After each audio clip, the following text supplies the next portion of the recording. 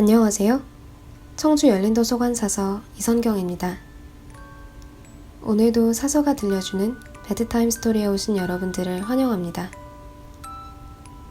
오늘 읽어드릴 동화는 다락원 출판사의 행복한 명작 읽기 시리즈 중 거인의 정원인데요.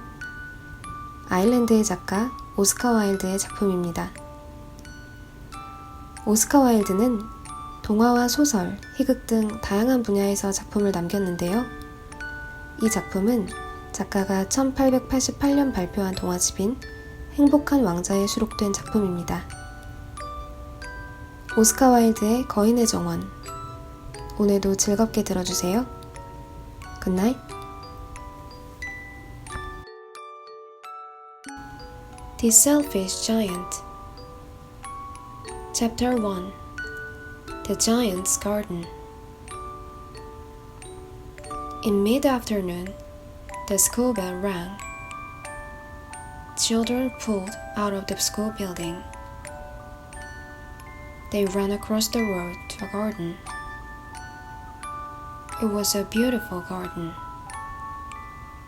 Green grass covered the ground. Brightly colored flowers rose above the grass. Towering above the flowers were trees. There were 12 of them. Each trees were tall and strong with many branches. Every spring, they grew white and pink blossoms. During the summer, the blossoms became peaches. In the autumn, the peaches were ripe and golden. It was the perfect place to play. The children sat on the cool, thick grass. They picked flowers and put them in their hair. They climbed the trees. They shouted to each other from the branches. In the autumn, they enjoyed the delicious fruit. Birds sang from the top of the trees. The children listened joyfully. How happy we are here, the children often said. This garden surrounded an old castle. It wasn't a very big castle. It was mostly just a round tower. Most of the children thought the tower was empty. They never saw anyone living inside it. However, the door was huge. It was obvious that a giant had built it. The children didn't dare go inside. They were happy enough in the garden. Actually, the place did belong to a giant. He had left 7 years ago. He went to the coast. His cousin lived there. 7 years is not a long time for giants. It was just enough time for a good conversation. After 7 years, the giants stopped talking. They didn't have any more to say. The giant decided to return home. When he arrived, he saw the children. They were running around his tower. They were climbing his trees. The giant became very angry.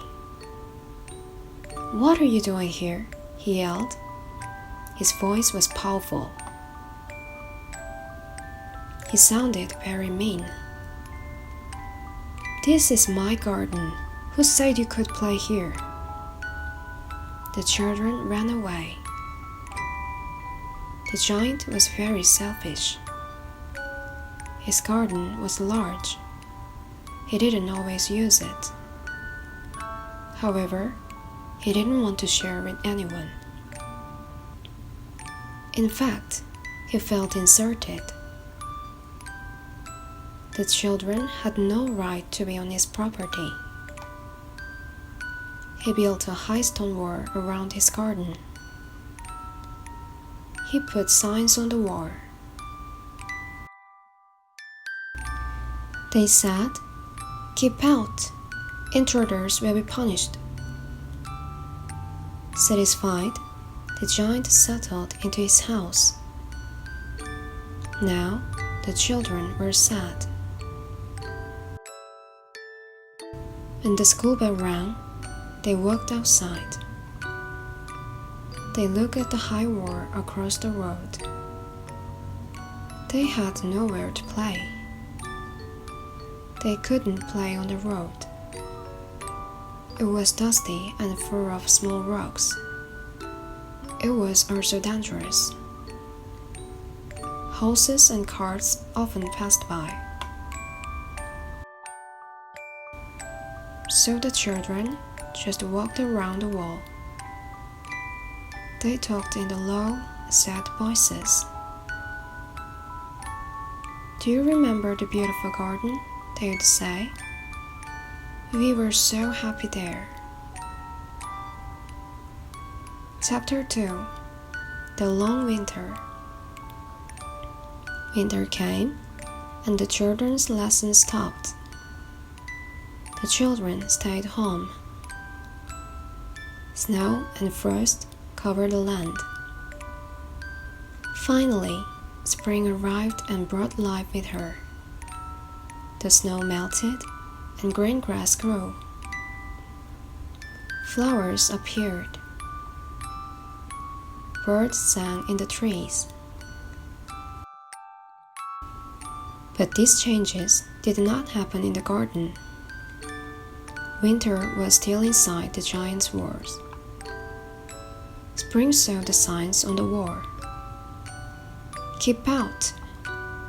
So spring did not enter. The plants continued to sleep. The land was under a blanket of snow. The tree branches remained empty of leaves and blossoms. Birds did not visit. They wanted to sing to the children, but there were no children in the giant's garden. So they flew on to sing elsewhere. Once in a while, a flower would come up. It would poke its head through the snow. Then it would see the signs. At once, it felt sorry for the children. It would retreat under the snow. Back to sleep it would go. The trees didn't feel like making their flowers. They were sad too.